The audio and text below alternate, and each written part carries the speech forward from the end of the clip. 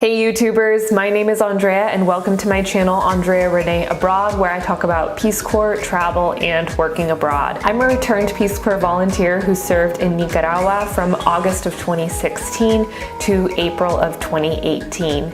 In today's video, I'm going to be discussing how to survive a long flight.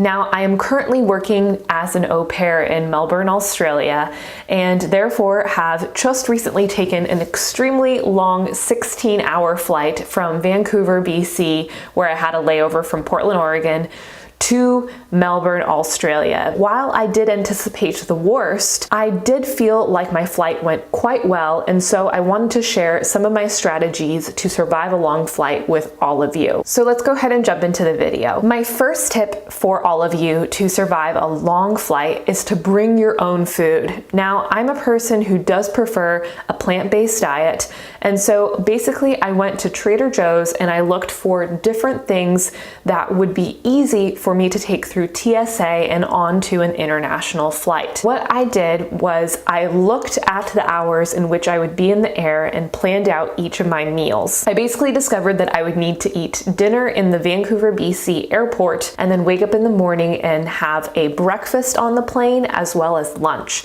So I planned all of this in advance. I ended up bringing salad rolls that were pre-made salad rolls that I purchased at Trader Joe's to eat in the Vancouver, BC airport. And that was my dinner before I boarded my flight. My next meal was when I woke up in the morning on my airplane, and at Trader Joe's I was able to find some instant oatmeal that just required adding water. So what I did was when I was ready to eat my breakfast, I had my oatmeal right there in my carry-on luggage, and I just asked one of the flight attendants for a hot cup of water, and they were able to bring it to me pretty much immediately, and I just poured that hot water into my instant oatmeal, let it sit for a little bit, and then I was ready to go. I do advise bringing your own spoons. I snagged a few from the Vancouver, BC airport before boarding my flight because I had forgotten to pick some up at home in Portland, Oregon. For that breakfast on the flight, I was able to request coffee from the flight attendant, so that was no problem. I just got my coffee in the morning and that was great. My next meal on the flight was lunch, as I said before, and I was also able to find a vegan miso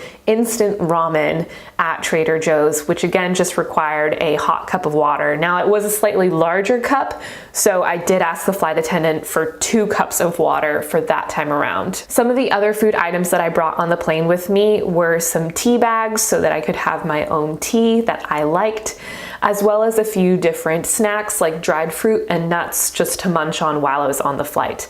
But that is my first tip, to bring your own food so that you can eat on your own time, and also if you have any dietary restrictions, you won't starve on your long flight. So my second tip is for you to all bring a change of clothes. So as much as possible, you want to treat your flight like a normal day. You would probably not normally be wearing the same thing for 16 hours. Now, I think the first thing that people think about doing when they're going to board a flight is to just wear super comfortable clothes. And you feel free to do this anyways, but even comfortable clothes get uncomfortable after 16 hours of wearing them. So right here you can see what I brought on my flight. I had a first quick flight in the afternoon just from Portland, Oregon to Vancouver, BC, and so I was already wearing this outfit on this day, and so I just boarded my first flight like this. And then I got to the Vancouver, BC airport, and then when it was about 8 p.m. at night, I took my pajamas out of my carry-on luggage and I put those on before boarding my flight to Melbourne. When I woke up on the plane, I changed into this outfit, which was basically the same thing I'd been wearing the previous day,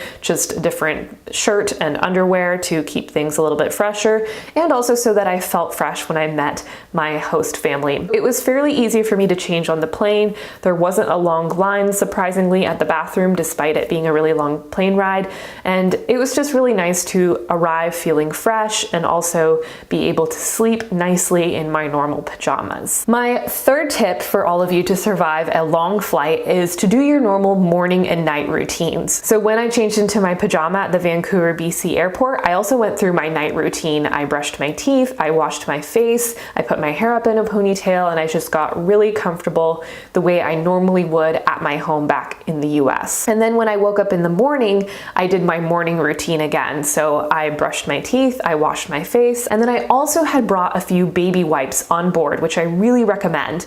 And I basically just wiped my whole body down. There are individual stalls in the airplane. There was nobody waiting for the bathroom at the time, so I didn't feel bad taking a little sponge bath with baby wipes. So that was just a great way for me to freshen up, put on new deodorant, and then change into my clothes. So I really recommend to you all to do your normal nighttime and daytime morning routines just to feel refreshed and feel good while you're on the airplane. My fourth tip for you all is to maximize your chances of a full night of sleep.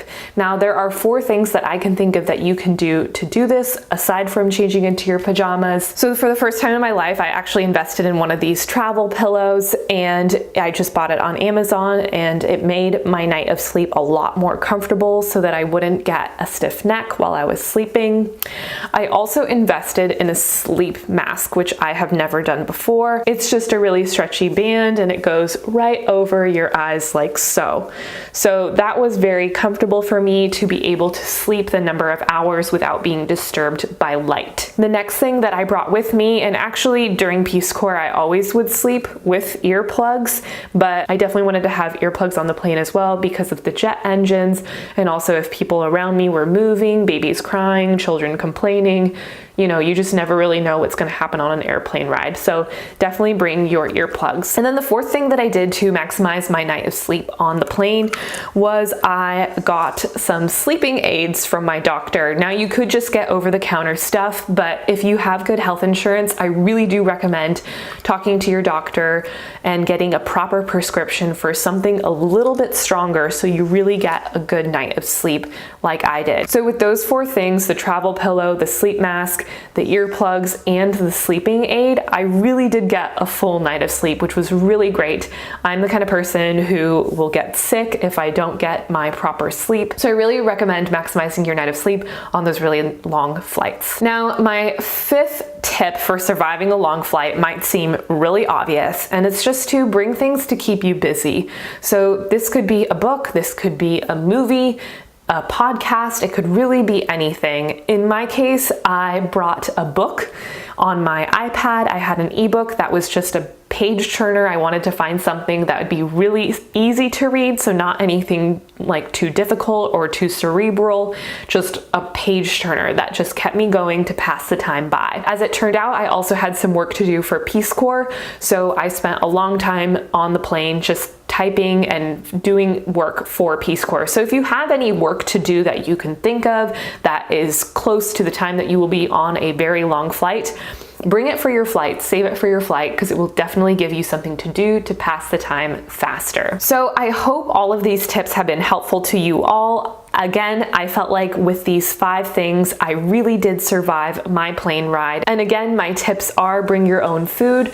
bring a change of clothes, do your full night and morning routines, maximize your chances for a full night of sleep, and bring things to keep you busy. I really think you will be able to survive your long flight if you follow these guidelines. Good luck with your long flight, and I will see you all next week.